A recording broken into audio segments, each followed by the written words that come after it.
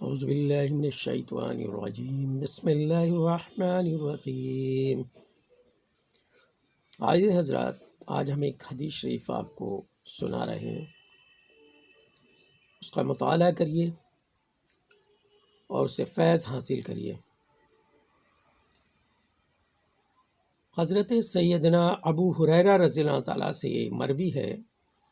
کہ رسول اللہ صلی اللہ تعالی علیہ وسلم کا فرمان عالی شان ہے کہ جب کوئی بندہ گناہ کر لیتا ہے اور پھر کہتا ہے کہ اے مولا، میں نے گناہ کر لیا، مجھے معاف کر دے، تو اللہ رب العزت فرماتا ہے کہ میرا بندہ جانتا ہے کہ اس کا کوئی رب ہے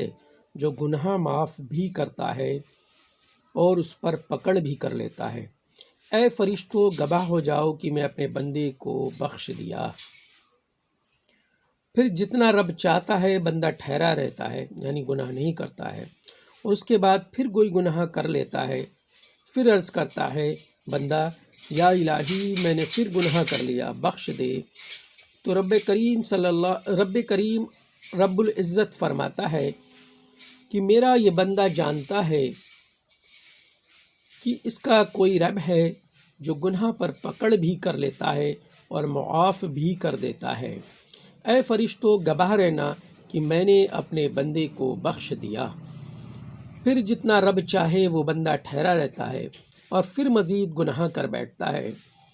اور دوبارہ عرض کرتا ہے یا رب کریم مجھے معاف فرما دے، تو رب العزت فرماتا ہے کہ میرا یہ بندہ جانتا ہے کہ اس کا کوئی رب ہے جو گناہ معاف بھی کرتا ہے اور اس پر پکڑ بھی کر لیتا ہے۔ اے فرشتوں، گواہ ہو جاؤ کہ میں نے اپنے بندے کو بخش دیا۔ اس انداز سے غور و فکر کرنے کی برکت سے مذکورہ رکاوٹ دور ہو جائے گی اور توبہ کرنے میں کامیابی نصیب ہوگی۔ اس لیے گناہ تو ہم انسانوں سے ہو ہی جاتے ہیں، ہمیں چاہیے کہ ہم اللہ رب العزت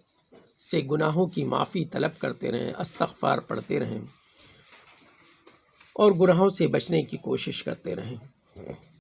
اعوذ باللہ من الشیطان الرجیم بسم اللہ الرحمن الرحیم۔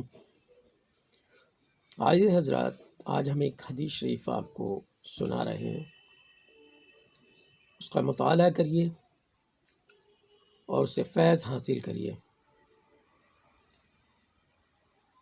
حضرت سیدنا ابو ہریرہ رضی اللہ تعالیٰ سے یہ مروی ہے کہ رسول اللہ صلی اللہ تعالی علیہ وسلم کا فرمان عالی شان ہے کہ جب کوئی بندہ گناہ کر لیتا ہے اور پھر کہتا ہے کہ اے مولا، میں نے گناہ کر لیا، مجھے معاف کر دے، تو اللہ رب العزت فرماتا ہے کہ میرا بندہ جانتا ہے کہ اس کا کوئی رب ہے جو گناہ معاف بھی کرتا ہے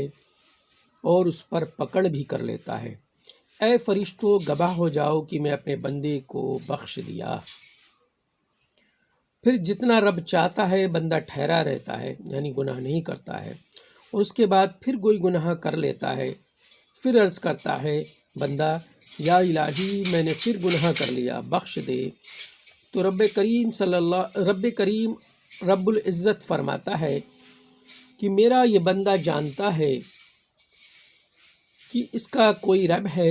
جو گناہ پر پکڑ بھی کر لیتا ہے اور معاف بھی کر دیتا ہے۔ اے فرشتوں، گواہ رہنا کہ میں نے اپنے بندے کو بخش دیا۔ پھر جتنا رب چاہے وہ بندہ ٹھہرا رہتا ہے اور پھر مزید گناہ کر بیٹھتا ہے اور دوبارہ عرض کرتا ہے یا رب کریم مجھے معاف فرما دے، تو رب العزت فرماتا ہے کہ میرا یہ بندہ جانتا ہے کہ اس کا کوئی رب ہے جو گناہ معاف بھی کرتا ہے اور اس پر پکڑ بھی کر لیتا ہے۔ اے فرشتوں، گواہ ہو جاؤ کہ میں نے اپنے بندے کو بخش دیا۔ اس انداز سے غور و فکر کرنے کی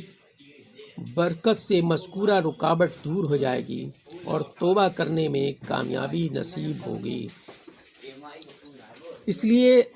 گناہ تو ہم انسانوں سے ہو ہی جاتے ہیں، ہمیں چاہیے کہ ہم اللہ رب العزت سے گناہوں کی معافی طلب کرتے رہیں، استغفار پڑھتے رہیں اور گناہوں سے بچنے کی کوشش کرتے رہیں۔